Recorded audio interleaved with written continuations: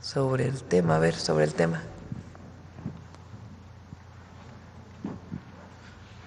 Buenos días, Presidenta, y quien la acompaña, Javier Pérez de HC. Pues hace unos días usted retomó cómo posicionar a nuestro país en una posición económica, llevarla a la posición 10. Obviamente el desarrollo de infraestructura a nivel mundial coloca a los países en estas posiciones. Si me permite, me gustaría preguntarle al general en este sentido, pues, ¿cómo se logra esta infraestructura y logrando poner a nuestro país? Porque quisiera resaltar que construir no nada más las vías del tren es algo simbólico para nuestro país, sino que catapulta no nada más la economía, sino a nuestro país también a nivel nacional e internacional, porque es una mega obra, ¿no? Y el ejército se dedica, en este caso el cuerpo de ingenieros, a hacer mega obras, no obritas, y en ese sentido, pues el detonante económico, el desarrollo económico al interior de nuestro país, el número de empleos que se esperan, más de 50,000 me imagino, que era la cifra que daban en esas últimas conferencias. ¿Quiere comentar algo, general, de empleos generados?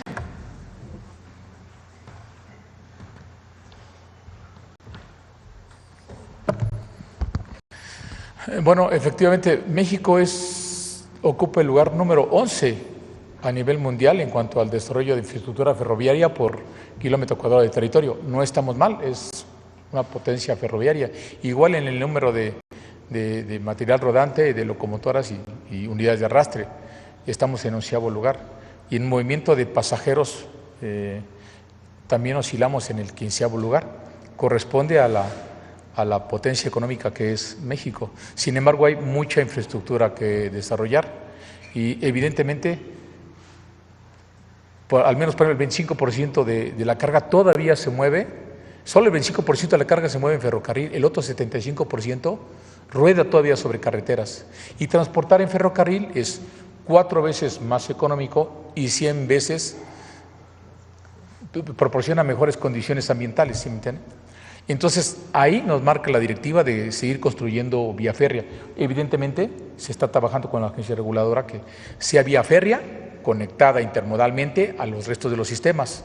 Y construir vía férrea es efectivamente la mejor manera de activar en cuanto a vías generales de comunicación, activar la mano de obra, porque por cada kilómetro de vía férrea se requieren alrededor de 1,500 unidades de maquinaria pesada, se requieren alrededor de 3,000 trabajadores y nosotros hoy hemos demostrado con los números reales de construcción de 881 kilómetros de vías férreas en el Tren Maya en 778 días, que México es capaz de construir, al menos desde la perspectiva del Estado mexicano, 1 kilómetro, 130 metros de vía diariamente, incluidas estaciones, paraderos, laderos, bases de mantenimiento, obras de drenaje transversal, levantamiento de antenas de alta tensión. Entonces, a la voluntad o directiva presidencial de construir 3,000 kilómetros, tenemos la capacidad de soporte para construir esa infraestructura. ¿Y cómo lo logramos? Efectivamente, porque en México hay mano de obra suficiente y de calidad, porque hay materiales de buena calidad, porque hay planta productiva y porque 6 años después de construir vías férreas ya tenemos experiencia técnica y capacidad instalada para hacerlo. Evidentemente este es un gran detonante de crecimiento económico vía construcción de obra pública. ¿Es cuánto? Empleos. Cierto. Bueno, paralelo a este esfuerzo de construcción de vía férrea, ya estamos iniciando también los estudios de ingeniería básica de la infraestructura de carga del Tren Maya. Es el otro brazo de negocios del Tren Maya. Está construida la infraestructura de pasajeros con la vía principal. Ahora vamos a construir, como le hemos mencionado, 10 complejos de carga ferroviaria que van a incrementar el desarrollo económico de la región, que van a reducir el número de accidentes en carreteras, que van a mover la carga en horarios nocturnos y que va a reducir la contaminación ambiental por la mayor cantidad de carga que se pueda mover en estos sistemas. Ya estamos también, tenemos ingeniería, tenemos experiencia, tenemos los predios, sobre todo estamos en la fase de liberación ambiental y la prospección arqueológica, pero llevamos un año de ventaja en el desarrollo de la ingeniería de los 10 complejos ferroviarios. Estamos hablando de alrededor, si sumamos toda la vía férrea, alrededor de 250 kilómetros más de vía férrea correspondiente a carga, que estará estratégicamente establecida. Los grandes complejos, uno estará en Palenque, donde está el patio de intercambio, para conectar la red ferroviaria nacional con el ferrocarril del Istmo de Tehuantepec a todo lo que es el anillo de 1.550 kilómetros del Tren Maya. Y después tendremos grandes complejos de carga intermodal en Pochilá, que corresponde a Mérida, en Cancún, y ahora llevaremos vía férrea por instrucciones de la Presidenta de la República hasta el Puerto Progreso. Y aquí es donde hacemos clic en la simbiosis de hacer conexiones intermodales entre la vía férrea de carga con un puerto industrial de gran capacidad como Puerto Progreso, lo cual trae muchísimas mejoras económicas a la región. Reduce los costos del transporte de combustible, de materiales pétreos, de cemento, de acero, de materiales muy pesados, los saca de la carretera, reduce los niveles de contaminación. Entonces, pues todo es un ganar-ganar en el desarrollo de infraestructura ferroviaria. Estamos listos y tenemos una gran experiencia. De hecho, pues ya conocemos la península, conocemos su subsuelo, sus estratos, los materiales locales y conocemos la infraestructura instalada, y ya están organizados los frentes de construcción y también ya tenemos programada la asignación de recursos para marzo. Entonces, esperemos estar trabajando en abril en todos los frentes de construcción de vía férrea del país. En este sentido, si me permite, general, de lo que acaba de mencionar, ¿sería un apoyo a lo que es ahora el Canal de Panamá? ¿Se moverían las cargas del mundo? ¿Dejaría divisas para México? Todo este desarrollo ferroviario en lo que es la península y ahora hacia el norte del país. Sí, efectivamente, bueno, quizás los más adecuados para hablar sobre esa competencia con el Canal de Panamá sean nuestros compañeros, colegas de la Secretaría de Marina, que están trabajando en el ferrocarril del Istmo, pero evidentemente este corredor interoceánico, que será para carga y para pasajeros, si se fija, y yo lo hablamos, está interconectado a la red ferroviaria nacional que va al norte y a la red ferroviaria nacional que estamos construyendo para la península de Yucatán a través de Tren Maya Carga. Entonces tenemos anilladas, vamos a tener anilladas afortunadamente hoy todo el sistema ferroviario nacional, con puntos intermodales como son los puertos, y no se diga, por ejemplo, el Tren Maya, que está totalmente anillado a 6 aeropuertos internacionales. De eso se trata, de que aparte la infraestructura ferroviaria tenga una conexión adecuada con los sistemas, con las otras vías generales de comunicación.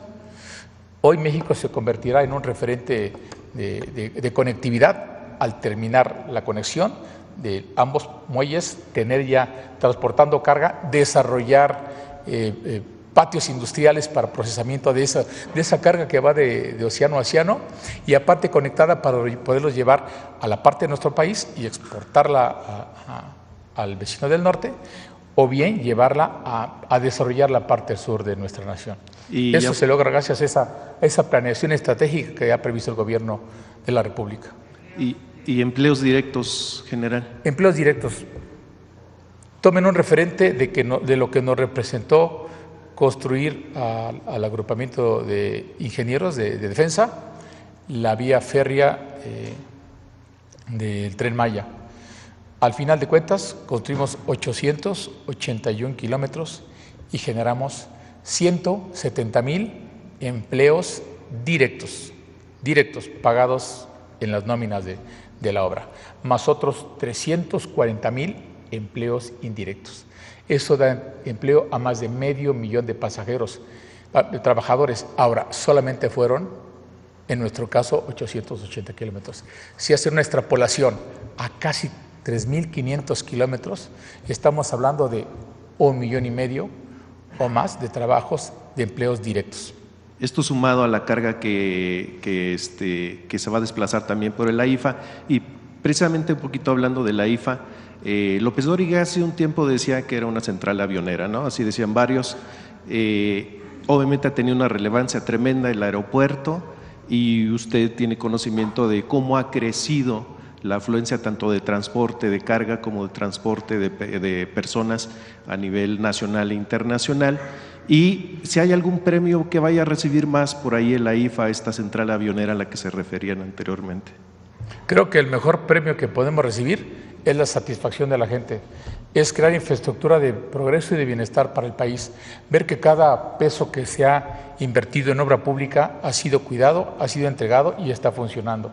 No hay mayor alegría para los que desarrollamos infraestructura, no, es que ver que las obras funcionen, que las obras estén llenas de pasajeros, que los trenes circulen llenos, que los aviones despeguen cada 5 minutos y que las salas de última espera estén a full, que la carga aterrice ahora, perdón la palabra, indiscriminadamente las 24 horas del día sin necesidad de tener horarios nocturnos y que tengamos un complejo de carga que se va a erigir como el más importante de América Latina en poco tiempo por la posición geográfica y la infraestructura del aeropuerto.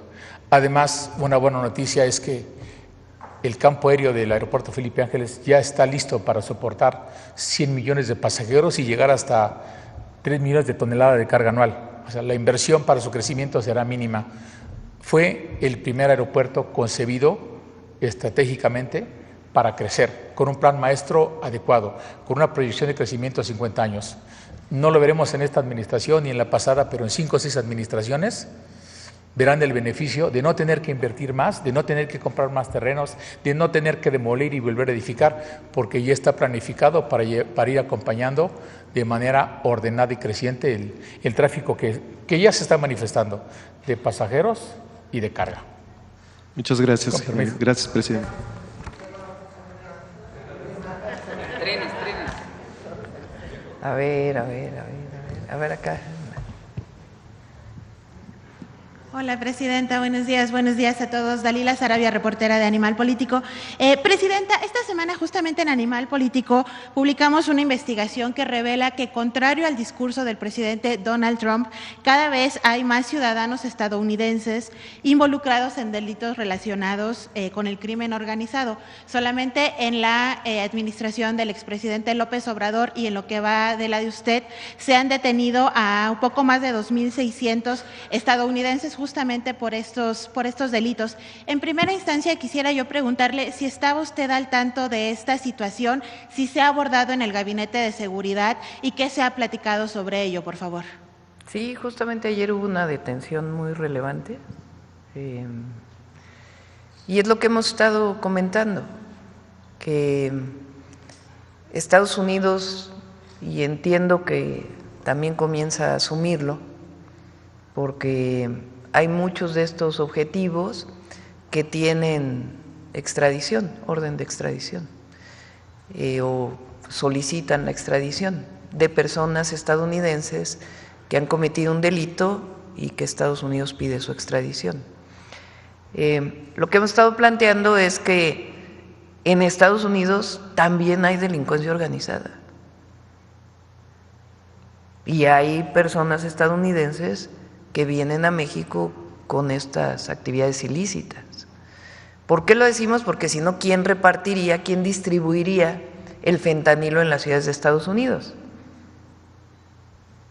O sea, porque el asunto no solamente es que pase droga de México a Estados Unidos, sino quién distribuye en Estados Unidos esa droga para el consumo, el lamentable consumo, el lamentable gran consumo, particularmente de fentanilo, que hay en los Estados Unidos.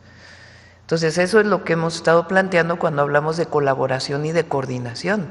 No solamente es que Estados Unidos colabore con información, inteligencia para las detenciones en México, sino que también Estados Unidos haga su trabajo en Estados Unidos para las detenciones que tiene que haber para evitar el tráfico de estupefacientes en su país. Entonces sí, en efecto. Y la otra pues es el tráfico de armas de Estados Unidos a México. Presidenta, como parte de esta investigación encontrábamos que en el periodo del expresidente López Obrador, las detenciones eran en promedio 1.1 al día, y a partir de su administración se está teniendo un registro de 3 personas con nacionalidad estadounidense detenidas por este tipo de delitos. Preguntarle también sobre el Gabinete de Seguridad, ¿qué le platican? ¿Es parte de una nueva estrategia? ¿Ha cambiado esta estrategia? Si quiere, sobre los datos lo puede anunciar cuando venga el Gabinete de Seguridad o en sus propios medios de información, que puedan informar cuántas personas son detenidas mexicanas y cuántas de otras nacionalidades. Sí, ahora, en lo que comentaba hace un momento sobre la cuestión de las extradiciones, le queríamos preguntar el día martes también al fiscal, pero no tuvimos oportunidad. No sé si usted conozca, de estos 2.600 que se tienen registrados que han sido detenidos, la Fiscalía General solamente tiene 4 carpetas de investigación y solamente se le da seguimiento a un solo caso. ¿Tiene que ver con esto, Presidenta? ¿Con la extradición? A ver, otra vez. De todos los 2.600 que se han detenido, que se detuvieron en la administración del presidente López Obrador y en lo que va de su gobierno, solamente se tienen 4 carpetas de investigación por parte de la Fiscalía, a pesar de que estas detenciones las ha hecho Marina, Guardia Nacional, Defensa y la Secretaría de Seguridad Ciudadana. Es que, a ver, cuando hay 2 maneras de que haya una detención legal de una persona por parte de la Fiscalía. Una es la detención en flagrancia, que lo puede hacer, de hecho, cualquier ciudadano, pero particularmente lo hace la Guardia Nacional, las policías estatales, municipales o incluso las fuerzas federales, Sedena o Marina, pero principalmente la Guardia Nacional o la propia Secretaría de Seguridad Ciudadana. Se lleva al Ministerio Público o está el Ministerio Público en el lugar, si es el caso de un operativo. Y hay la detención y ahí se abre la carpeta de investigación. Por ejemplo, cuando se hace un cateo, pues es obviamente bajo investigación, se presenta a la Fiscalía o la Fiscalía la elabora y se solicita la orden de cateo a un juez. El juez otorga la orden de cateo, se hace el cateo y si se encuentran personas ahí involucradas, se detienen en flagrancia y se abren las carpetas de investigación en ese momento. O si se encuentra una persona en alguna revisión que tiene un arma, pues en ese momento se lleva al Ministerio Público y se abre la carpeta de investigación. Eso es lo que se llama detenciones en flagrancia. La otra es cuando hay una carpeta de investigación abierta previamente y la solicitud a un juez de una orden de aprehensión, y esa orden de aprehensión se ejecuta debido a una serie de acciones de inteligencia y investigación. En nuestro caso, en los 2 casos ha aumentado, tanto detenciones en flagrancia como detenciones producto de órdenes de aprehensión.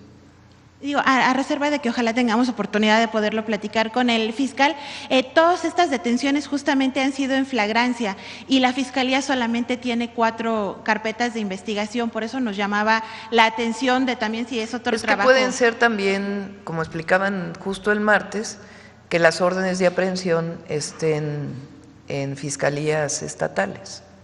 O sea, depende del delito, incluso aunque sea una persona extranjera.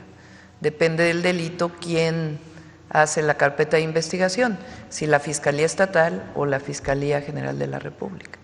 Sí, porque todos los delitos son de alto impacto relacionados con grupos de Pero pueden ser delitos organizada. de alto impacto, pero está acusado de homicidio. El homicidio es un delito del fuero común. Okay. O puede ser un robo con violencia, es un delito del fuero común. Incluso extorsión, muchas veces es delito del fuero común, depende en qué circunstancia y cómo ocurra. Entonces, los delitos de alto impacto, la gran mayoría son delitos del fuero común. Los delitos federales ya tienen que ver si se acusa de delincuencia organizada o algún otro delito federal por portación de arma de fuego de determinado tipo, y ahí la Fiscalía es cuando abre la carpeta de investigación. Presidenta, en el Gabinete de Seguridad se ha hablado de esta nueva forma, digamos, de reclutamiento de los grupos de la delincuencia organizada para acercarse o para hacerse relaciones con ciudadanos estadounidenses para poder facilitar que estén llevando mercancía, municiones, armas, la propia droga. ¿Cómo se estaría también trabajando esta parte, por favor? Si quieren, ya que lo informe el Gabinete de Seguridad cuando estén aquí o que puedan platicar contigo. Hay mucha inteligencia e investigación en el Gabinete de Seguridad, es justamente de los ejes que estamos ampliando. tanto de la Secretaría de Seguridad Ciudadana a través de CNI, de otras características que hoy les da la Constitución la posibilidad de hacerlo, la Guardia Nacional o la propia Fiscalía General de la República, que son, o las fiscalías estatales, que son quienes tienen las principales atribuciones de investigación. Ahora enviamos el martes esta nueva ley para el Sistema Nacional de Inteligencia e Investigación. El objetivo es que todas las áreas de inteligencia del Estado mexicano puedan conjuntarse para poder abrir y tener pruebas sobre carpetas de investigación que permitan mayor número de detenciones, pues, de la delincuencia organizada o delincuencia que comete algún delito del fuero común que esté vinculado con delincuencia organizada. Solamente para terminar, y dada la relevancia y porque están los datos ahí presentes, sé que tiene muchas cosas que platicar justamente con el presidente Donald Trump, pero se le pondría en la mesa también esta situación que está pasando con los ciudadanos, las personas con nacionalidad de Estados Unidos. Se lo planteé, que es un tema de los dos países. Esto que digo aquí en la mañanera, que dije en el video, que no pidan los micrófonos, compañeros, denles chance a los reporteros que puedan hacer su trabajo. Lo planteamos en la llamada y siempre lo vamos a plantear. Esto es un tema de los dos países y la colaboración y la coordinación que tenemos que tener para disminuir los índices delictivos. Entonces, si el tema es que el consumo principal de droga esté en Estados Unidos, esto no es de ahora. Ahora lo nuevo es que es el fentanilo, que es una droga sumamente adictiva que provoca sobredosis, que provocan muerte, por las características de daño que hace esta droga. Pero hace 40, 50 años pues era principalmente marihuana y después fue cocaína, después fueron muchas otras drogas. Lo cierto es que el consumo principal de la droga en el mundo está en Estados Unidos. Entonces, muchos de los problemas de delincuencia organizada que se dan tienen que ver con la demanda que hay en los Estados Unidos. Por eso es importante la colaboración y la coordinación, y no solamente pensar que la delincuencia organizada está en México y que hay que actuar en México para evitar el tráfico de drogas, que hay que hacerlo, nadie lo está negando, pero también en Estados Unidos se tiene que actuar. Y si pasa la droga de un lado a otro, de México a Estados Unidos, y también armas de Estados Unidos a México, pues es evidente que hay ciudadanos involucrados de estas y probablemente otras nacionalidades. Entonces, eso es algo que evidentemente está sobre la mesa y el presidente López Obrador también lo puso sobre la mesa en su momento. Presidenta, solamente concluyo, ¿qué le contestó, qué le dijo el presidente Trump al hacerle este planteamiento específico? Pues el tema es la coordinación, por eso nosotros pusimos también sobre la mesa, y es muy importante, el tema del tráfico de armas de Estados Unidos a México. ¿Cómo se puede explicar que un lanzagranadas de uso exclusivo del ejército de los Estados Unidos lo tenga un grupo delictivo en México? Eso es lo que hay que coordinarse y hay que colaborar para evitar que esto ocurra. O sea, ¿cómo armas de alto poder que son de uso exclusivo del ejército de los Estados Unidos los tiene un grupo delictivo en México? Entonces, eso es lo que nosotros planteamos, que tiene que ser una colaboración, una coordinación. Y repito, ahora, por ejemplo, el ciudadano o la persona presunto delincuente que se detuvo ayer tiene orden de extradición de Estados Unidos. O sea, normalmente hablamos de personas mexicanas que están vinculadas con la delincuencia organizada que tienen orden de extradición. En este caso es una persona de Estados Unidos que tiene orden de extradición de Estados Unidos. Entonces es un reconocimiento pues de que se tiene que colaborar. Muchas gracias, presidenta.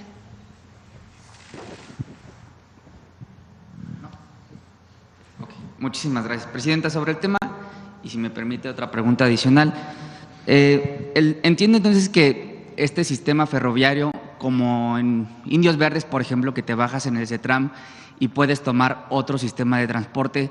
¿Estarán interconectados estas terminales? Es decir, podrás llegar de Buenavista a Querétaro y de Querétaro, no sé, caminar lo que caminarías, por ejemplo, acá en Ciudad de México, en una estación a otra, Andrés, y tomar el tren hacia Irapuato. Bueno, y tengo otras preguntas sobre el tema, pero…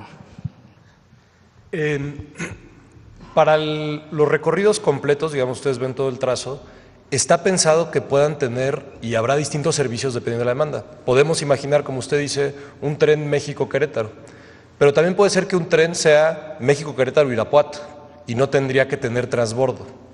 Entonces, dependerá de los distintos servicios que sean, son recorridos largos. Por darle otro ejemplo, vamos México-Querétaro, pero la subida es hacia Saltillo, hacia San Luis Potosí, Saltillo, Monterrey, que eso estará en una siguiente fase. Igual puede ser un tren directo donde no tengas que hacer transbordo, pero tendremos, digamos, igual la parada en Querétaro, aunque tal vez no sea la misma parada que para ir a Irapuato. De todas maneras, si tú ibas a Monterrey, podrás ir continuo a Monterrey, o si tú ibas a Irapuato o Guadalajara, podrás ir continuo. pero por ejemplo, si llegas a Querétaro, ¿a qué transporte te subes para irte a la ciudad? Entonces, en todos los casos, cuando estamos haciendo la revisión de la idoneidad de las estaciones, sobre todo en las poblaciones más grandes, que lo estamos haciendo en colaboración con gobiernos municipales y estatales, está el planteamiento, ya sea que donde existe transporte público, les voy a dar un ejemplo, Pachuca, tiene el Tuzobús. Entonces tenemos la intención de que haya una conexión al Tuzobús, porque la gente dentro de Pachuca tiene un largo recorrido que puede hacer ya en el Tuzobús y también pues, para llegar al servicio. Lo mismo en Querétaro. Querétaro tiene el Querétaro Bus o Curobús, y la idea es que también tenga una conexión fácil a esos servicios. En Saltillo estamos haciendo la revisión del sistema de transporte de Saltillo para que también los municipios y estados aprovechen la oportunidad de que van a poder conectar mejor a la gente a través de estos servicios de trenes. Bien, disculpe, Presidenta, Máximo Allende para El Soberano, me ganó el nervio. Oiga, preguntarle también, hasta 2001 existían ferrocarriles nacionales de México, esto previo, por supuesto, a la privatización de Ernesto Zedillo en 1995. ¿Ya ha pensado o tendrá este sistema ferroviario algún nombre en particular? Todavía estamos… lo va a operar la Sedena, la empresa de la Sedena. Ese es el objetivo. O sea, ya tienen una empresa de ferrocarriles, no tiene caso hacer otras empresas. Entonces, quien operaría estos trenes, pues sería Gapsacom, ¿cómo se llama? Gapsacom. En la construcción, una parte la hacen ingenieros militares y otra parte se licita y la hacen empresas constructoras privadas, como fue el caso del Tren Maya. Entonces, así va a funcionar. Está el Tren Insurgente, el Tren Maya, el Interoceánico. Vamos a ver cómo le ponemos. Yo había dicho que puede ser el… Bueno, no, vamos a esperar para ver qué… Okay, ¿o será que cada tren va a tener un nombre diferente?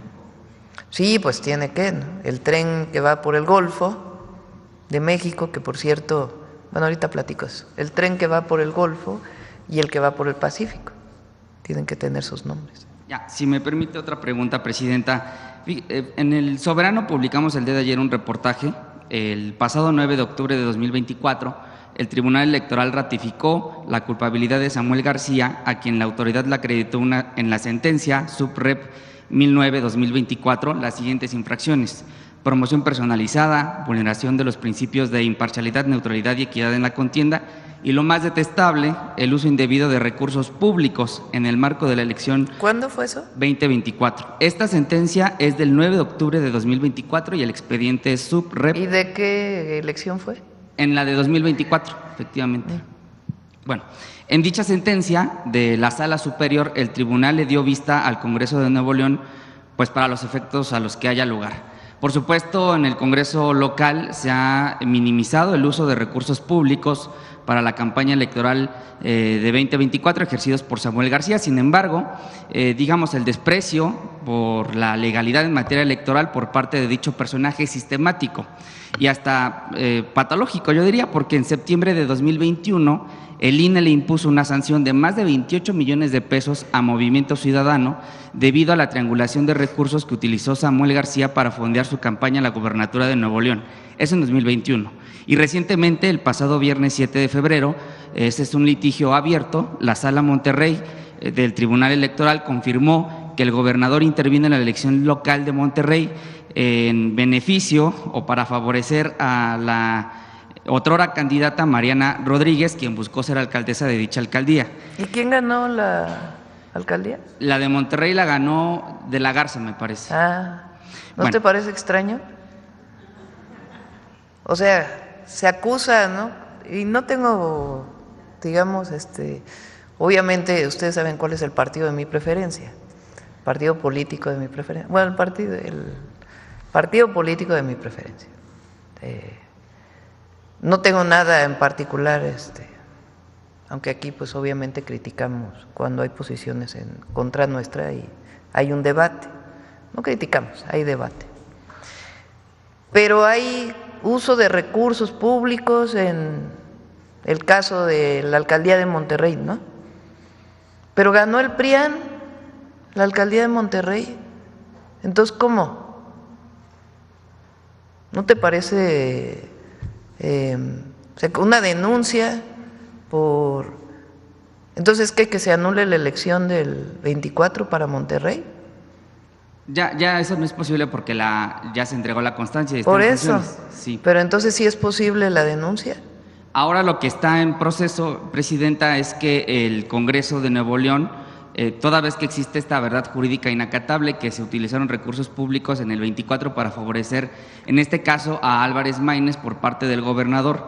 Bueno, el Congreso de Nuevo León en la Comisión de Anticorrupción pues aprobó el inicio del proceso del juicio político en contra de Samuel García por los hechos que le he narrado. Yo no estoy de acuerdo hay un tema ahí político de fondo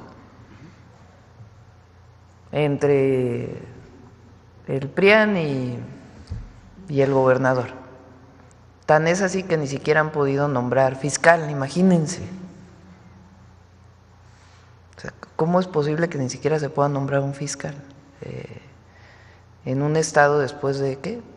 Pues casi 4 años de gobierno, ¿no? O 3.5 de gobierno. O sea, que se ganen las elecciones.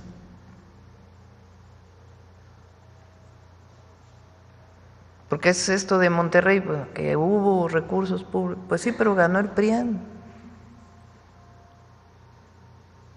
Entonces el tema de Nuevo León pues es que ahí hay una disputa permanente que quieren resolver penalmente. Pues que se ganen las elecciones. Digo, ya es mi opinión, ¿no? Sí. Y ya pues que proceda el Congreso si así lo cree conducente, pero el tema es que ahí todo se hace penal. Entonces, ya pasaron las elecciones del 2024, ya hay los resultados del 2024.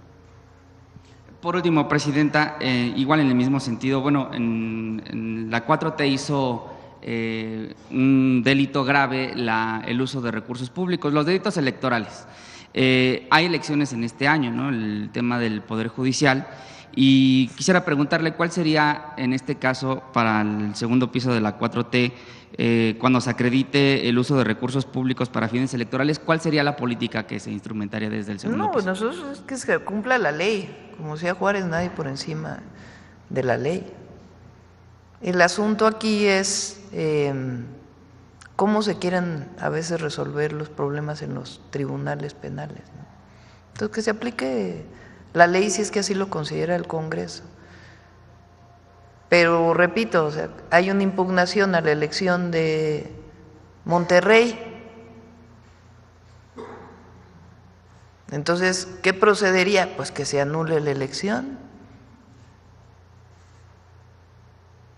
¿O no? Ya no, porque ya hay constancia de mayoría. Entonces, yo creo que el Tribunal Electoral debería de actuar antes de dar constancias de mayoría. Y no, pues, ¿cuántos meses después estamos? Gracias, Presidenta. Junio, casi un año, ¿no? ¿No qué? 7 meses, ¿cuándo? Estamos en febrero apenas, ¿verdad? Bueno, pues estamos más cerca del año que de...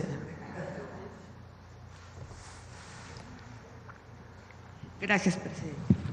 Sandra Aguilera, de Grupo Larsa Comunicaciones. Presidenta, le traigo una denuncia nada grata. Quería hacerla el día de seguridad, solo que no tuve la suerte. Esta denuncia es de Zimapán, estado de Hidalgo, y me la hizo la mamá y la tía de unas niñas abusadas sexualmente. Esta denuncia es de red de pornografía infantil, pedofilia y trata de personas. Las niñas son Elsie N. y Yaret N. La chiquita tiene 5 años, la grande tiene 8 años y fueron abusadas hace 5 años, desde que tienen uso de razón las niñas. Los denunciados son Arturo Williams Trejo, que es el tío de las niñas, la esposa del tío, Berta Eva Medina Hernández, la hermana Alelí Medina Hernández, que es diputada local del Distrito 1 de Hidalgo y consejera nacional de Morena. E Itzel Trejo Leal, hermana de Williams, tía de las niñas, y su esposo, Eduardo Viviano Vadillo Mejía. La violación de las menores está probada legalmente. Se han realizado 7 pruebas, tanto en la Procuraduría como en la FGR, en donde en todos los peritajes se tiene como delito acreditado. Aquí tengo las pruebas de todo, doctora. Las niñas relatan en sus declaraciones ante el MP que sus tíos las obligaban a hacer cosas e introducían objetos en sus partes íntimas, que estaban también sus primitos y más niños, entre otras personas, que algunos adultos tenían máscara. Catearon las casas de los agresores y encontraron los juguetes sexuales que eran las evidencias. Sin embargo, nunca hicieron nada hasta que llegó el doctor Santiago Nieto como encargado de despacho de la Procuraduría de Hidalgo y después de su investigación emitió las órdenes de aprehensión y los capturaron. Sin embargo, la jueza corrupta de nombre Janet Montiel Mendoza los dejó salir por instrucciones de alguien. Ese alguien es el secretario de Gobierno, Guillermo Olivares Reina. Es quien los ha estado protegiendo y miente al gobernador diciendo que son cosas políticas, cuando en realidad las niñas, la tía y la madre están en desventaja política totalmente. De hecho, el presunto violador hasta la fecha tiene contratos con el gobierno de Hidalgo. Es importante mencionar en otro punto de investigación que todos pertenecen a una iglesia cristiana llamada El Buen Samaritano, sucursal Zimapán, y que la han hecho una secta, ya que las niñas relatan que en el momento que sus tíos las agredían sexualmente, habían más personas y algunas con máscaras, cantando música del templo y también tomándoles videos.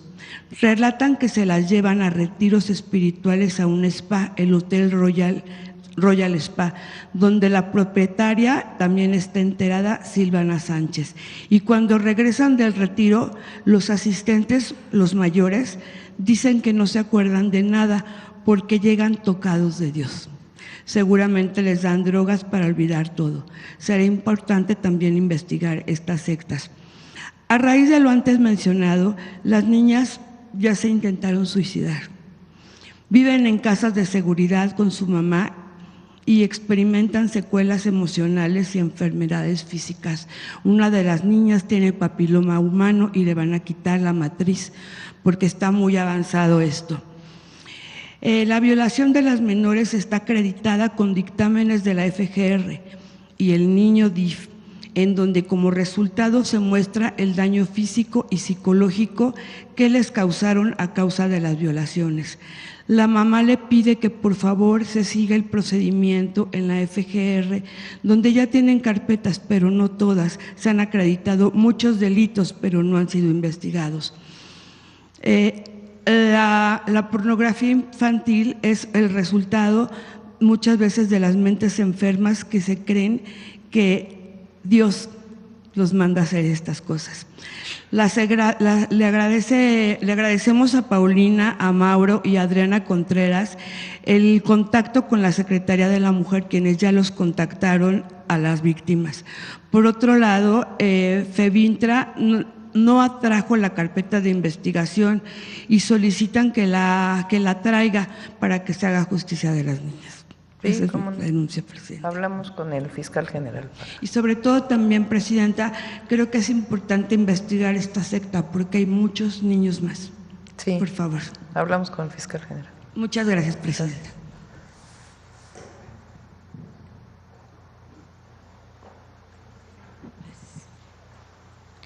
Gracias, Presidenta. Graciela Bravata, de Ahora Noticias.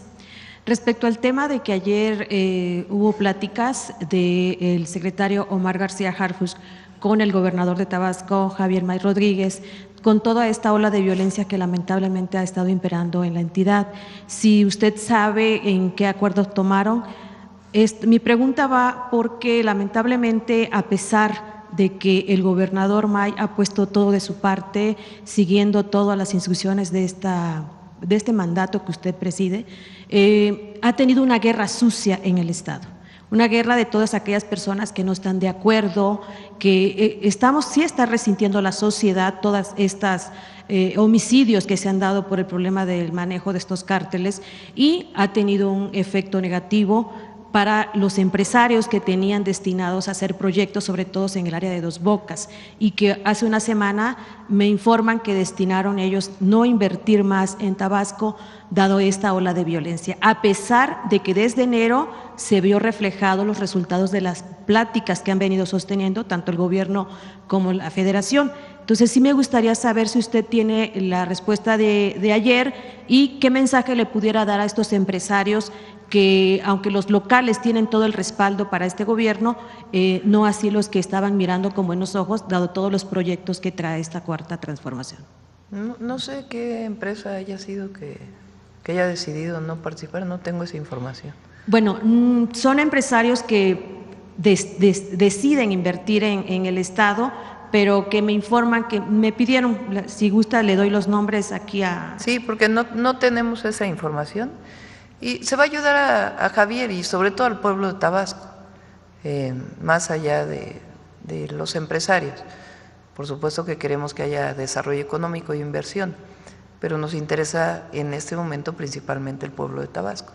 Entonces se está elaborando un plan en coordinación con el gobernador, que incluye varias áreas, y ya lo van a dar a conocer, pero estamos avanzando mucho. Sí, respecto al tema, sí me gustaría, es algo quizás que pareciera que todo el mundo lo puede saber, pero sí me gustaría preguntarle, ahorita que están ellos aquí, ¿qué frecuencia diaria de trenes está prevista, dado el estudio de demanda que seguramente realizaron? ¿Y cuál sería la velocidad máxima de estos trenes, dado que para que esto sea competitivo, para estar, como bien lo ha manifestado, que vamos a estar a nivel competitivos, ¿qué velocidad? Porque se maneja por fuera 200 kilómetros por hora. Sí, los estudios de demanda están en elaboración en este momento y como usted lo dijo es correcto. La frecuencia y el intervalo se va a determinar a partir del estudio de demanda porque nos dice cuántas personas se tienen que mover. Tenemos algunas demandas preliminares que nos permitieron identificar cuáles son los tramos con mayor demanda y precisamente las obras están iniciando en esos tramos con mayor demanda, tal cual México-Pachuca, México-Querétaro, Saltillo, Monterrey, Nuevo Laredo y Querétaro-Irapuato. De todas maneras, en siguiente fase serán los estudios de demanda de los siguientes tramos, aunque también tenemos identificadas demandas preliminares con dimensiones parecidas. La velocidad máxima está determinada en algunos tramos, que puede ser de 200 kilómetros por hora. Evidentemente lo que nos interesa es el tiempo total de recorrido y eso quiere decir en algunos tramos va un poquito más lento, en otros va más rápido, depende de las características topográficas, orográficas y de la vía. Y otra pregunta, respecto, ya ve que cuando estaban haciendo lo que era el Tren Maya, se manifestaron muchas cuestiones ambientalistas, gente que no quería dar el acceso de paso. ¿Ahorita no se han presentado ese tipo de problemas? Al momento no, estamos haciendo los estudios ambientales también. En el caso de Pachuca, como ya lo informaba, ya se presentó a Semarnat el manifiesto de impacto ambiental, estamos en la dictaminación, pero estamos trabajando para hacer los estudios que se requieran y cumplir todo, ¿no? Muchas gracias. Sí. A ver, aquí de una vez. Gracias, Presidenta. Esteban Durán, Vanguardia, Veracruz. Presidenta, en su próxima gira a este estado, creo que es el viernes, ¿hará usted pláticas con la gobernadora y irán también los de Gabinete de Seguridad respecto a por lo que ha sucedido en estos últimos días allá en ese estado, principalmente en el norte, donde ha habido balaceras, ha habido ejecutados, inclusive hay una estadísticas donde entre 2018 y 2024 se registraron 192 agresiones a políticos en ese estado. Ahora, con las elecciones municipales que se vienen, ¿habrá alguna coordinación, un programa para pues revisar y cuidar, vigilar este proceso en estos municipios para evitar la delincuencia, Presidenta? Sí, tanto con la gobernadora como con el Instituto Nacional Electoral hay coordinación con el Gabinete de Seguridad. ¿Tienen algún conocimiento sobre las investigaciones de los ejecutados de la CFE ahí en Veracruz y que fueron arrojados a Oaxaca? Sí, también le pido ahí al Gabinete de Seguridad si hay investigaciones en curso y se tocó en el gabinete. Muy bien, Presidenta. Gracias, Presidenta. Hace usted unos días comentó sobre el veto que le daría a una iniciativa impulsada por el diputado Pedro Ace sobre pues que les quitarían a los trabajadores una de su nómina, pues los préstamos que ellos hacían, ya sea hipotecarios o unos créditos. Sin embargo, en el estado de Hidalgo, trabajadores de salud, ya se comentó aquí en su momento, pero se siguen quejando de que se les descontó sobre un convenio que hubo entre el Sindicato de Salud y alguna empresa aseguradora sobre los seguros que a espaldas de esos trabajadores se realizó. Se les estuvo descontando, sin embargo, se detuvo, pero no les han regresado este dinero que se les descontó a estos trabajadores. Ellos inclusive se llegaban a quedar hasta con 100 pesos para pues durar la quincena debido a estos ilegales descuentos que se les hacían. En su momento, Santiago Nieto, cuando era el fiscal de ahí, se le atendió, pero él ya después se renunció a esto para irse a un proceso electoral.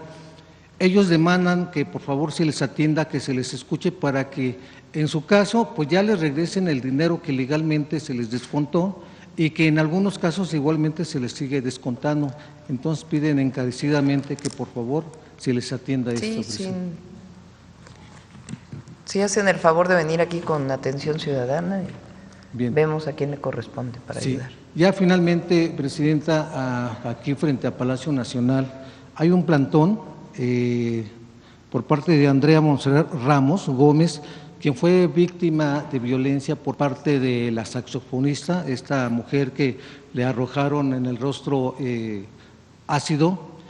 Ella fue pues agredida, esta mujer Montserrat Ramos Gómez, por María Elena Ríos y su hermana, confundiéndola con la familiar de del agresor.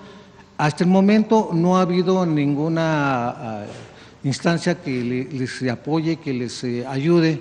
Ella inclusive ha demandado por daños de salud, inclusive en su momento hubo también en las redes sociales se pudo ver esta agresión que hasta le arrancaron su ropa íntima, pero las autoridades del estado de Oaxaca dicen que no le atienden, que no le han querido escuchar. Es por eso que se encuentran aquí frente a Palacio Nacional en espera de que usted pueda Los también ha atendido atenderlas. atención ciudadana, ¿verdad? Sí, Bien. están en atención. Sí, eso fue lo que nos dijeron pues, cuando nos ven que andamos ahí haciendo. Sí, nuestro cuando no le recorrido. corresponde al gobierno federal resolver algo o no es tan sencillo resolver alguna solicitud, alguna demanda, se continúan las mesas de trabajo y hay veces que no corresponde al gobierno federal sino un gobierno estatal y ahí pues se hacen todas las gestiones para poder apoyar a la gente. Muy bien, gracias, presidente. Gracias.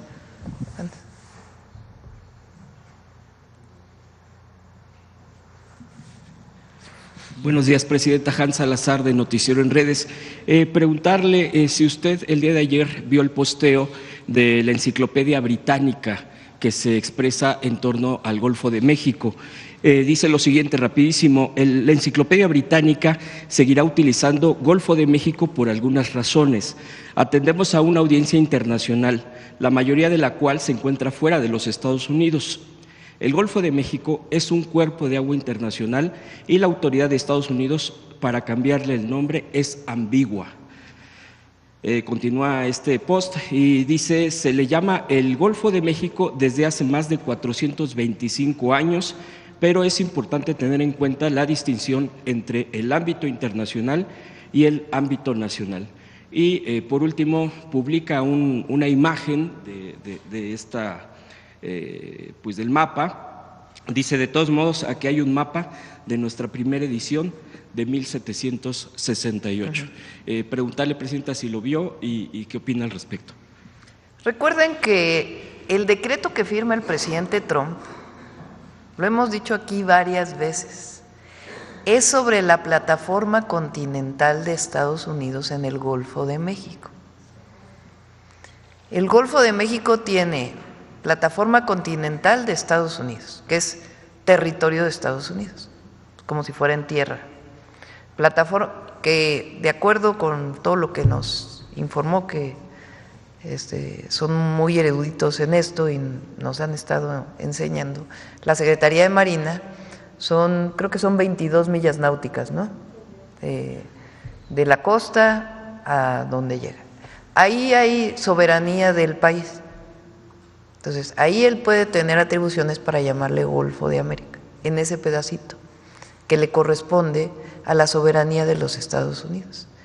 Nosotros tenemos soberanía sobre nuestra plataforma continental y Cuba tiene soberanía sobre su parte, y hay un pedazo todavía de aguas internacionales. Entonces, incluso en la fotografía que enseñó el presidente Trump, si ustedes se fijan, cuando hace el decreto, se ve directamente que es sobre su plataforma continental. Entonces, primero, pues, agradecer a la Enciclopedia Británica, porque en efecto, pues, es Golfo de México. Si hubiera alguna atribución del gobierno de Estados Unidos, como está en el decreto firmado, es solamente sobre su pedacito de plataforma continental. Ahora, con quien sí tenemos una disputa en este momento es con Google. Ya contestaron la carta y ya les volvimos a contestar. Y si es necesario, vamos a una demanda civil. O sea, porque que en Estados Unidos se va a ver Golfo de América y en otros lugares Golfo de México y en otros lugares Golfo de México y Golfo de América. Pero no están en lo correcto, por esto que les estoy explicando. Ni siquiera el presidente Trump está planteando que a todo el Golfo de México se le llame Golfo de América, sino solamente a su plataforma continental. Entonces Google está equivocado. Entonces contestaron y le regresó la carta el canciller diciendo que no, que están equivocados, que no se puede llamar a todo el Golfo de México Golfo de América. Se le volvió a dar el decreto y se le volvió a decir cuáles son las normas internacionales. Entonces, si siguen insistiendo, nosotros también, pues ahí estamos pensando incluso una demanda, porque incluso están nombrando sobre el territorio mexicano, que es nuestra plataforma continental. Entonces, vamos a esperar a ya lo está viendo, observando qué significaría esto por parte de la Consejería Jurídica, pero esperemos pues que hagan una revisión de digamos, Google Maps pues no es una norma internacional, es una empresa privada que tiene este servicio, que tiene convenios con distintos territorios y países para poder hacer pues este mapeo que tienen de todo el planeta. Pero aun cuando sea una empresa privada, pues se ha convertido en una referencia internacional. Entonces, no he revisado ahí cómo está nombrado. Donde aparece ya nombrado como Golfo de América. Sí, pero solamente es para su plataforma continental. Eso es Por eso yo les digo, hay que revisar el decreto. Entonces, lo que le estamos diciendo a Google es, revisa el decreto que emitió la Casa Blanca y que firmó el presidente Trump. Verás en ese decreto que no se refiere a todo el Golfo, sino a la plataforma continental. Entonces, agradecemos, por supuesto, a la Enciclopedia Británica, pero es importante que, pues que las empresas privadas que se dedican a la información, pues den bien la información, ¿no? Particularmente una plataforma como esta.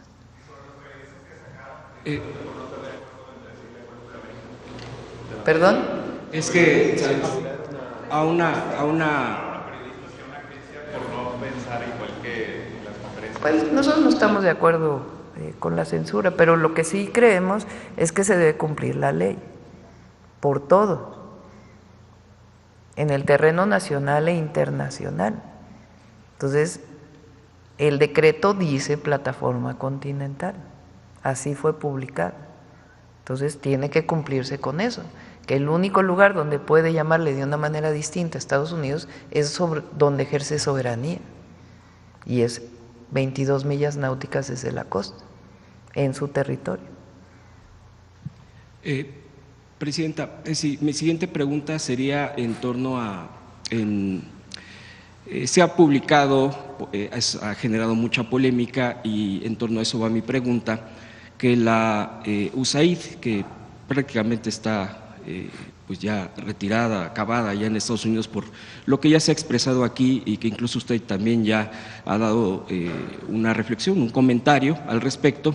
Sin embargo, bueno, pues sigue saliendo información en torno al manejo de este tipo de agencias extranjeras y que también se sabe ya públicamente que incluso la organización de Claudio X González fue financiada, incluso hay montos, etcétera. Pero además de eso, ahora la polémica ha sido incluso en redes sociales, que hay medios de comunicación y periodistas que fueron de alguna manera financiados, recibieron recursos. Hay una polémica al respecto, obviamente, esto ha levantado, es parte también de la discusión, me parece pública, que bueno que se transparenten las cosas, que se abran.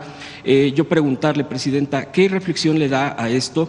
Porque pues varios no todos, pero algunos de estos medios pues sí traen este tipo de línea, de agenda, y que luego muchas veces se identifica obviamente con un golpismo, ya que la USAID formaba parte de uno de los brazos de la CIA. Esa sería mi pregunta, Presidenta. Sí, hay una parte de lo que era la USAID que financiaba proyectos de investigación, humanistas, incluso en Sudáfrica plantearon que va a tener un impacto importante el que ya no haya este financiamiento.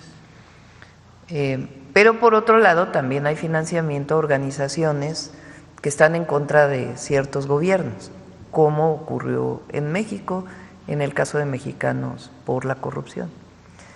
Y valdría la pena pues que se transparentara a quién más financiaron en este tema que ya es más político, ¿no? Y en todo caso pues de intervención. Entonces sí vale la pena que se conozca si hay periodistas o medios de comunicación que fueron financiados por USAID. ¿Usted vería bien que ellos mismos se hicieran público antes de que se filtrara? Pues sí. Luego piden transparencia. Pues transparencia es… Bueno, incluso algunos defendían al propio INAI, pero no han transparentado necesariamente. Sí. Bueno, por último, Presidenta, cambiando de tema, preguntarle, el día de ayer pues causó mucha indignación, tristeza, lo que ocurrió del abandono de un bebé en Tultitlán. Esto se lo pregunto pues porque el impacto en el país obviamente pues se viraliza o se mediatiza y pues incluso pues con la cámara después veíamos al jovencito, porque son jovencitos quienes pues cometieron esta situación, pues al final un delito porque fue un abandono. que llegó a entregarse, después pues que no era el lugar y todo lo que derivó. Los papás salieron a decir que pues el joven tiene que responder ante sus actos, igual que entiendo pues la pareja al final de cuentas. Esto a mí me lleva, se lo pregunto porque pues sí, efectivamente es una indignación. Salían los videos donde está el abandono en una bolsa de plástico, pero también esta parte de la falta de valores, ¿no? Y porque es más profundo el tema, no solamente decir castiguen a estos jóvenes, me parece que no, pero no sé qué reflexión le da en el país, porque conmocionan este tipo de cosas, me parece que realmente pegan y que no solamente se trata de un asunto de castigo, no, pero ¿qué usted piensa al respecto, Presidenta, sobre este tema en particular que sucedió el día de ayer? Y le agradezco que me haya dado la palabra. Sí, son, digamos, casos polémicos en términos de dar una opinión, porque si bien hay un delito, digamos, pues también hay causas más profundas de por qué hay este abandono, ¿no? Y ustedes saben que nosotros siempre hablamos de atender las causas. Afortunadamente no es un tema que en nuestro país son casos, sí se dan muy aislados, ¿no? Y tienen que ver, pues, sí, con una situación de vivencia familiar, de falta de información, de comunicación y quizá de desatención también. Entonces, mi opinión es que siempre es más humano atender las causas. Por supuesto que las fiscalías determinan si hay un delito y tienen que actuar en ese sentido, pero hay que atender las causas. Hay casos muy dolorosos, a mí me tocaron algunos en la ciudad, que lo que buscamos pues es también a las víctimas, es decir, a ver por qué se dio esto y una atención integral para que no vuelva a ocurrir. Gracias, Presidenta. Sí. A ver, vamos la última por acá.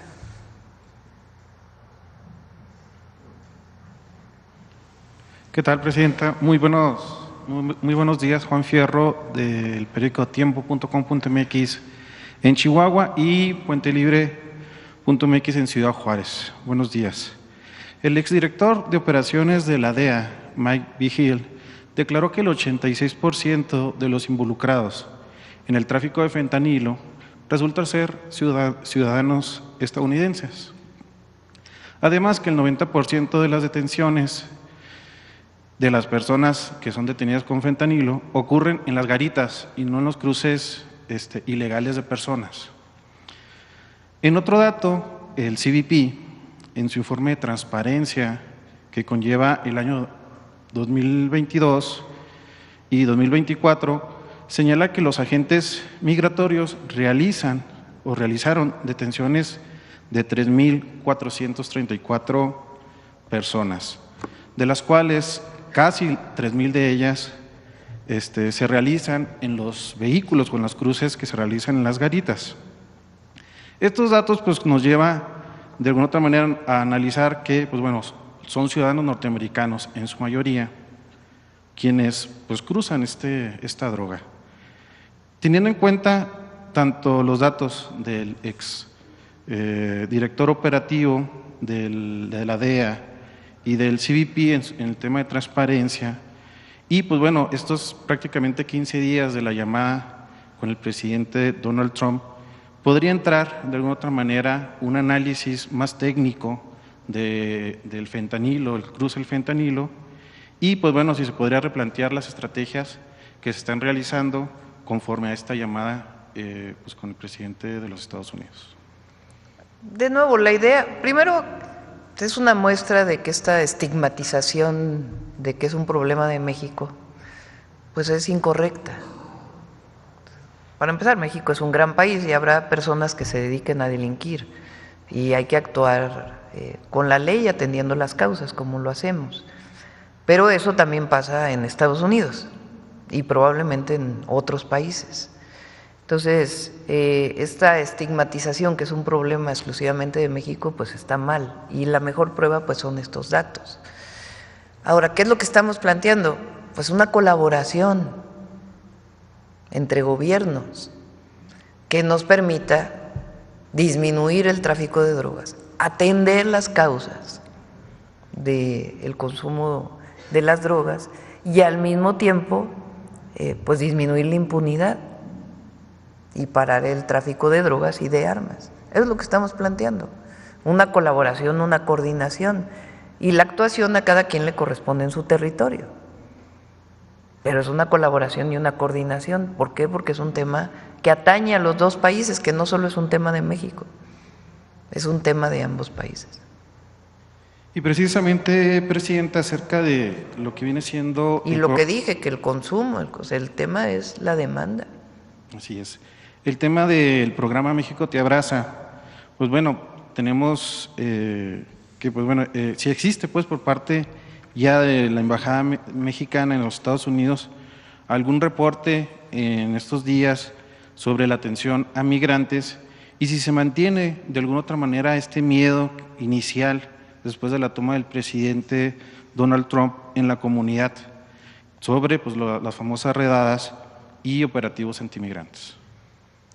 Si quieren le digo al canciller que nos dé toda la información de cuántas personas han atendido qué consulados, cuántas llamadas se han atendido en el call center, a cuántos se les ha dado asesoría legal. Es importante el número, pero no es estratosférico, digamos, cosa que habla pues de la propia protección que tienen las y los mexicanos en Estados Unidos y depende también del estado. Y también pues de la cantidad de mexicanos que hemos recibido repatriados que hemos atendido en los 10 centros de atención. Sí, precisamente en ese despliegue, pues bueno, se tuvo pues una atención prácticamente en días pues de esta instalación de albergues.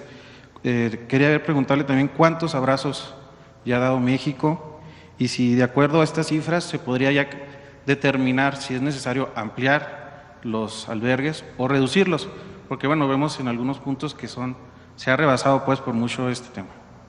Sí, solamente en los albergues se han atendido, bueno, centros de atención les llamamos, porque albergues es distinto, ¿no? Porque se atiende con distintas actividades de las distintas secretarías del gobierno para ofrecer distintos apoyos. Y realmente quienes se quedan ahí pues se quedan muy poco tiempo, prefieren ir a sus lugares de origen. Entonces son 2016 personas nada más que se han recibido en los 10 centros de atención. Ayer pernoctaron 158 personas y obviamente pues la capacidad es mayor, de todas maneras van a permanecer ahí. He tomado esa decisión también para esperar pues los siguientes meses, ¿no? Y siempre dar el apoyo a nuestros hermanos y hermanas. Gracias, Presidente. Bueno, creo que ya son 9:16. A ver, nada más porque vienen de Sonora.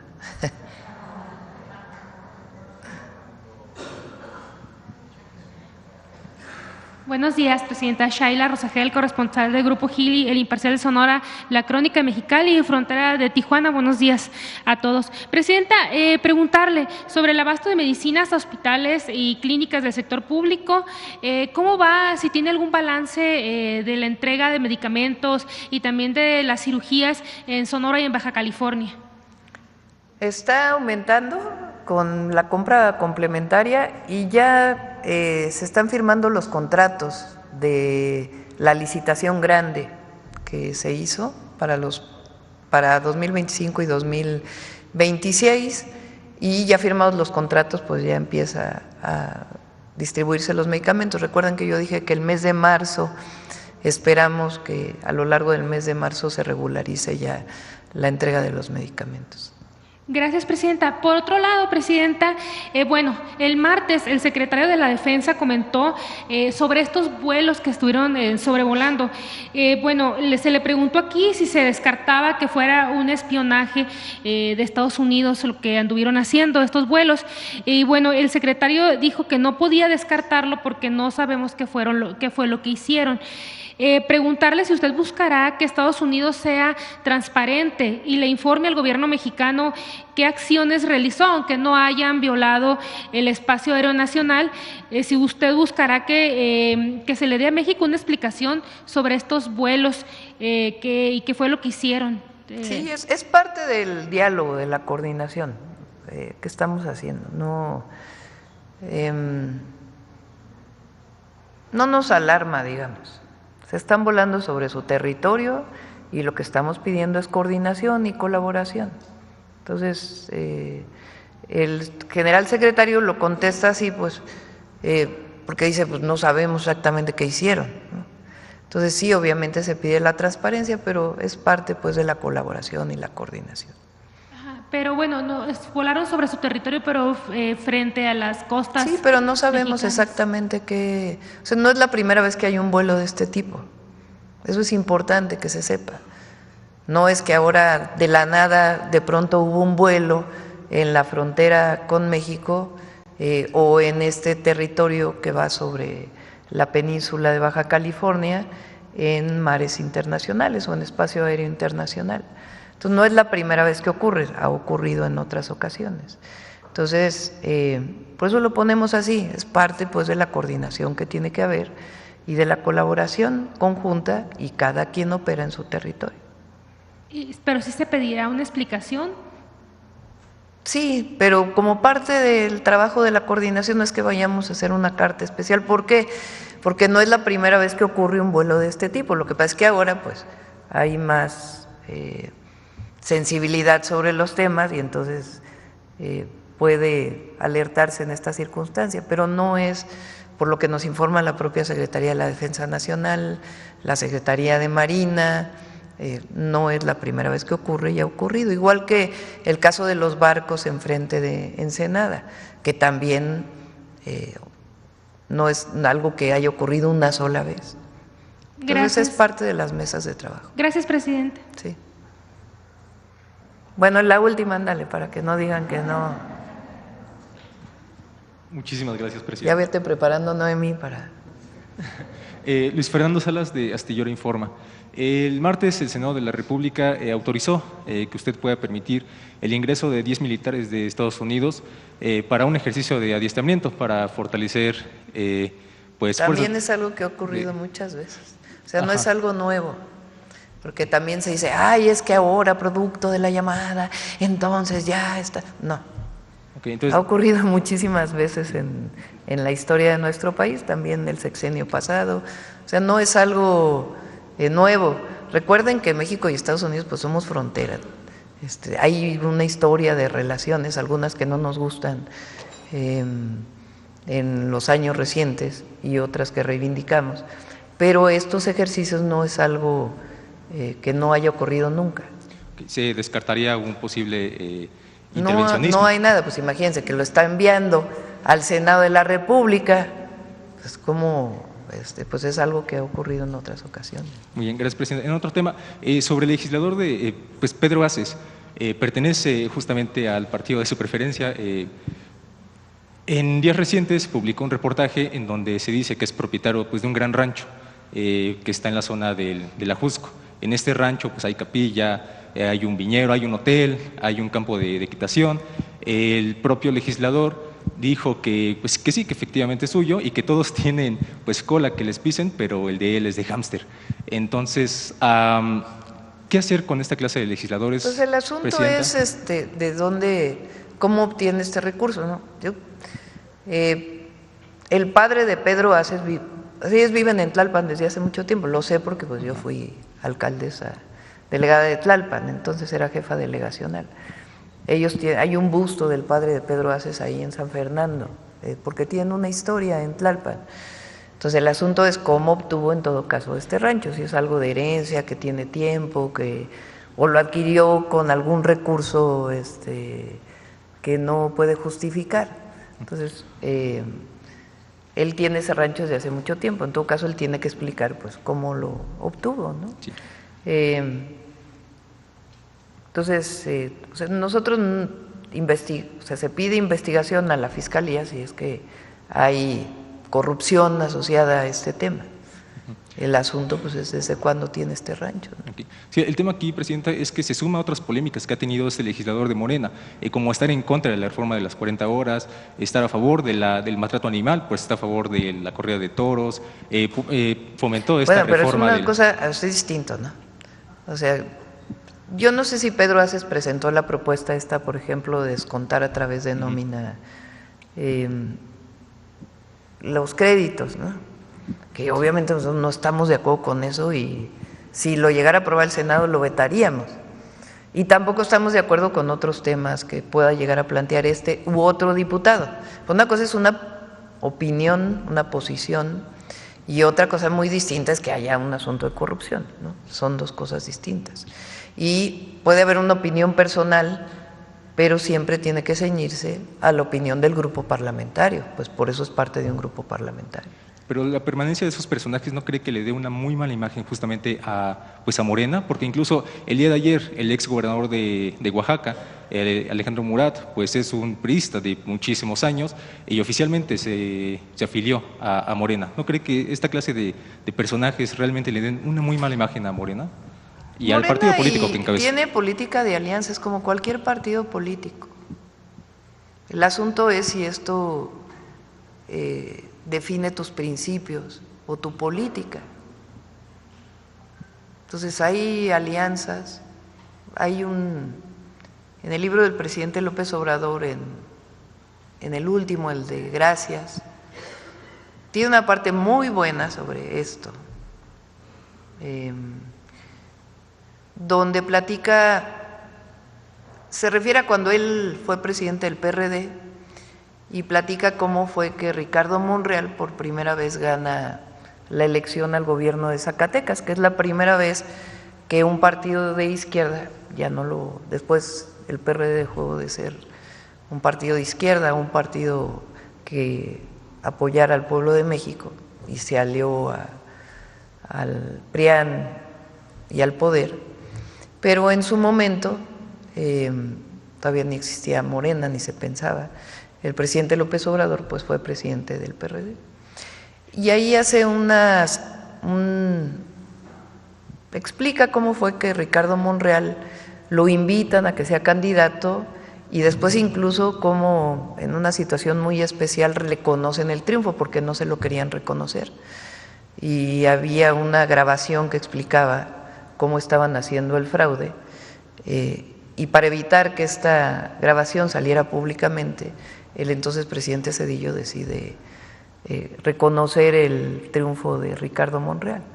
Lo cuenta ahí tal cual, es uno de los capítulos pues más, de los que uno va leyendo muy rápidamente. Y ahí él habla de la política de alianzas, y cómo, pues para ganar una elección tú haces alianzas con personas. Entonces, yo recuerdo ahora en la campaña cuando fui a Sinaloa y se incorporaron algunas personas que firmaron que no eran de Morena, yo les decía, nosotros necesitamos una alianza muy grande para ganar la mayoría calificada, para poder hacer la reforma al Poder Judicial. Entonces son políticas de alianzas que se establecen. El asunto es si eso viola tus principios, tu forma de actuar y a quién eliges para un puesto de elección popular. ¿Usted respalda a Pedro Aces, Presidenta? Pues es una parte de las alianzas que se hicieron en algún momento, desde el 2018. Y bueno,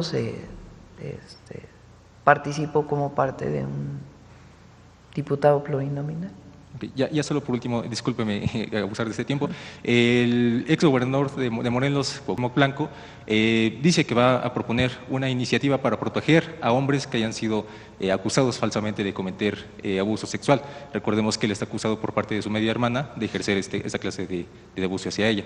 En caso de que se llegara a aprobar esta ley, ¿qué medidas se deberían por optar para que hombres que efectivamente hayan cometido este delito pues no queden en la impunidad, Presidenta? Pues yo creo que le corresponde a las fiscalías, ¿no?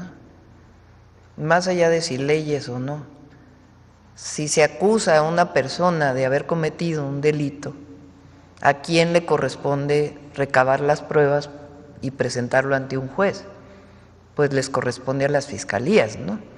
¿A quién le correspondería decidir sobre el caso de Cuauhtémoc Blanco o de alguna otra persona, sea pública o no pública, si cometió un delito sexual en particular?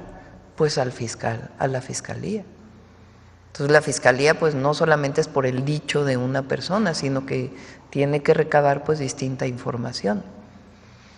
Entonces pues le corresponde a los fiscales y a las fiscalías, y en todo caso a los jueces, si revisan que hay suficiente información en la carpeta de investigación, dictar una orden o no. Entonces me parece que por eso tenemos que avanzar en la procuración de justicia y en el propio Poder Judicial, porque en la medida en que se elimine, siempre hay un asunto subjetivo, obviamente siempre habrá un asunto objetivo, pero se busca en el máximo posible que las pruebas sean lo más objetivas posibles para poder determinar en un caso así si es culpable o no. Perfecto, muchísimas gracias. Gracias. Vámonos, Noemí. Con su permiso, Presidenta. Muy buenos días a todas y a todos. El día de hoy vamos a recuperar pues una figura emblemática a lo largo del siglo XX. Estamos hablando de Elvia Carrillo Puerto, mejor conocida como la Monja Roja del Mayab, quien durante pues todo siglo XX pues puso a debate público el sufragio de las mujeres, el control de la natalidad y sobre todo una educación mixta y laica. Conozcamos más sobre por qué le pusieron el mote de la Monja Roja del Mayab. La yucateca Elvia Carrillo Puerto fue una feminista revolucionaria y socialista que tuvo un papel trascendental en la historia del feminismo mexicano. Nació en la localidad de Motul en 1881, en una región en la que se vivieron con crudeza los estragos de la política económica porfirista. Allí se desarrolló la industria del enequén, cuyo sostén fue la explotación inhumana de la mano de obra, mayoritariamente indígena. Elvia, que había nacido en una familia de la clase media yucateca, convivió con la injusticia y poco a poco desarrolló una aguda conciencia social. A diferencia de la mayoría de las mujeres de la época, tuvo acceso a las letras y al estudio. Se formó en una escuela de avanzada, el Instituto Literario de Niñas, fundado por Rita Cetina Gutiérrez, una educadora y poetisa editora de la revista La Siempre Viva, que introdujo el feminismo entre sus alumnas y consideraba a la educación como una vía de emancipación para las mujeres. Su primer acercamiento a la vida política y a la organización social fue a inicios del siglo XX, cuando se opuso valientemente a la explotación en la industria enequenera. Participó en la campaña maderista y apoyó las pequeñas insurrecciones campesinas en el estado, que fueron reprimidas por el Ejército Federal. En 1915 ascendió al poder en Yucatán el revolucionario constitucionalista Salvador Alvarado, quien impulsó una política progresista y, entre otras cosas, promovió la organización de las mujeres. Para 1916, el estado de Yucatán era la vanguardia del movimiento de las revolucionarias. Fue el escenario de la celebración de 2 congresos feministas, en los que se discutió la exigencia de que las mujeres también fueran consideradas ciudadanas. Elvia Carrillo trabajó arduamente en la organización de la Liga Feminista Rita Cetina Gutiérrez, nombrada así en honor a su querida maestra. La Liga contó con 66 grupos en todo el país y tenía el objetivo de hacer frente político al conservadurismo local y nacional desde el feminismo socialista. En 1922, Elvia envió al Congreso Federal una petición exigiendo el derecho al voto para las mujeres, y en 1923 cabildeó con su hermano, el entonces gobernador Felipe Carrillo Puerto, que fueran permitidas las candidaturas de mujeres en el estado. Así se eligió a la primera regidora, Rosa Torre González, y el año siguiente 3 mujeres tomaron el cargo como diputadas en el Congreso local: Raquel Cid, Beatriz Peniche y la propia Elvia. En 1924 una rebelión rompió el orden constitucional y el gobernador, hermano de Elvia, fue asesinado. Elvia se refugió en la Ciudad de México, donde continuó con su actividad política. Fundó organizaciones de mujeres en las que participaron obreras y campesinas y más adelante colaboró con el Frente Único Pro Derechos de la Mujer, una organización muy numerosa de mujeres a nivel nacional, que buscó el derecho de las mujeres a votar y ser votadas. Elvia Carrillo Puerto tuvo una influencia notable en la organización política de las mujeres revolucionarias, en el sufragismo y en la lucha por los derechos sociales para las obreras y campesinas. Por su activismo socialista, se le conoció popularmente como la Monja Roja del Mayab. A través de la figura de Elvia Carrillo Puerto podemos destacar 3 temas fundamentales. El principal, Rita Cetina Gutiérrez, esta gran maestra de finales del siglo XIX que tuvo una importante influencia en las mujeres yucatecas que después llevaron el feminismo y la lucha por las mujeres hacia otras partes de nuestro país. También destacar en Yucatán, en Mérida, la celebración de estos primeros congresos feministas que también se desarrollaron en el mes de enero de 1916, cuando se estaba llevando a cabo la revolución en nuestro país. Las mujeres también estaban encabezando su propia revolución, su propia sistema de transformación, y bueno, destacar que en estos congresos feministas una participación de más de 600 maestras del estado de Yucatán, también muy presentes siempre en las revoluciones de nuestro país y en las propias luchas. Y bueno, también otro tema muy importante son nuestras primeras diputadas, Elvia Carrillo Puerto en 1923, solo para dimensionar que este proceso se da 30 años antes de que este voto se reconociera a nivel federal. Ya en Yucatán teníamos a la primera regidora, 1922, Rosa Torre, y bueno, también ya en 1923 estas primeras diputadas. Sin duda Yucatán, me gusta siempre decirlo, como una cuna del feminismo en nuestro país, y sin duda las mujeres yucatecas siempre a la vanguardia en la lucha de las mujeres. Que tengan excelente día. Ya nada más les voy a dar la página para que ahí lo lean en el astillero. 63, página 63. Sí. Gracias, buen día. Mañana platicamos de eso si quieren. Gracias, mañana platicamos. Gracias.